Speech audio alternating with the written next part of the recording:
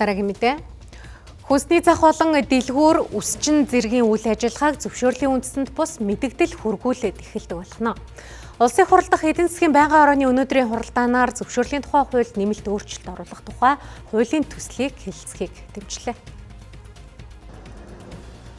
Нэг үйл ажиллагаа эрхлэхэд олон төрлийн зөвшөөрөл авдаг байдлыг хуулийн өөрчлөлтөөр цуцлана. Мөн тусгай зөвшөөрлийн хугацаа 5 жил байгааг 10 жил болгоно. Энгийн зөвшөөрөл 3 жилээс 5 жил болох юм байна. Тусгай зөвшөөрөл шаарддаг 32 төрлийн үйл ажиллагааг энгийн зөвшөөрөлд ийхүү шилжүүлэх юм а. Энгийн зөвшөөрөл хүссэн хариуг 30 хоногт төрийн байгууллагаас өгөөгүй бол шууд олгосонд тооцно.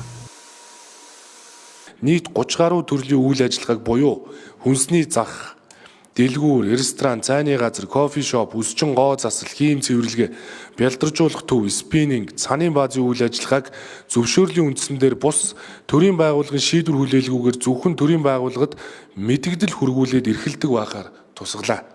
Мөн аймаг нийслэл дүүрэх зөвшөөрлийн хууль заагаагүйч зөвшөөрөл шиг бичиг баримт шаарддаг байсан хувцас захиалга, засвар, гутал засвар, нүдний шил захиалга, засвар, цаг засвар, гэрэл зургийн үйлчилгээ, бильярд, машин хуваалга зэрэг үйлчилгээнүүдийг шууд эрхлэх нөхцөлийг хуулиар бүрдүүллээ. Тэгэхээр одоо зохицуулагч байгууллагууд болохоор хуулийн дээр байгаа зөвшөөрлийг өшөө цааталт ингээд задлаад тэгээд нэмэлт ингээд зөвшөөрлийн журам байдлаар ингээд их зохицуулсан байдлаа харагдаад байдаг л да. Тэгэхээр одоо энэ зөвшөөрлийн тухай хуульд нэмэлт өөрчлөлт орсноороо одоо тухайн одоо зохицуулагч байгууллагуудын одоо ингээд хүчинтэй ажиллаж байгаа тэр зөвшөөрөл олгоод байгаа журам зааврууд бүгд хүчингүй болно гэж ойлгох уу?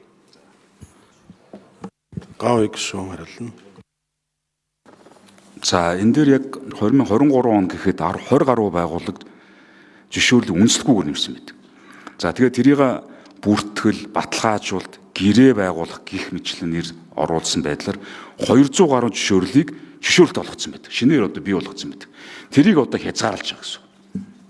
Зөвшөөрлийн хууль болон бусад хууль тогтоомжоос гадуур төрийн захиргааны төв байгууллагуудын дарга нарын баталсан олон журмаар зөвшөөрөл хэлбэртэй бичиг баримтуудыг олгож ирсэн гэж. Тэгээ энэ бичиг баримтуудыг дахиж гарахгүй байх хаалтыг яг энэ зохицуулалтаар нэгдүгürt оруулж өгч байгаа юм. Нэг.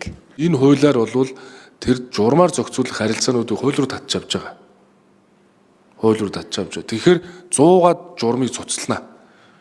За энийг засгийн газар зөрөгтэй хийх ёстой. Зөвшөөрнө гээгүйч бүртгэн гэж өөр үгээр бичсэн нь төвөг учраас нь залмих болсон гэдгийг хууль санамжлагчид онцлсан юм а. Хүнсүүдийн аж ахуйн салбарт гэхэд 19 бичиг олж авахын тулд 138 шат дамжиж байна. Энэ мэт өөрчлөлтүүд нь хүн сурталыг арилгаж, бизнес эрхлэх таатай орчныг бүрдүүлнэ гэж хууль санамжлагчид онцоллоо. 90 гаруй хуульд нэмэлт өөрчлөлт оруулж 100 гаруй журмыг цуцлана. Улсын хурлын нэгдсэн чуулганаар хилцэн баталснаар тухайн хууль хэрэгжих боломж бүрдэнэ.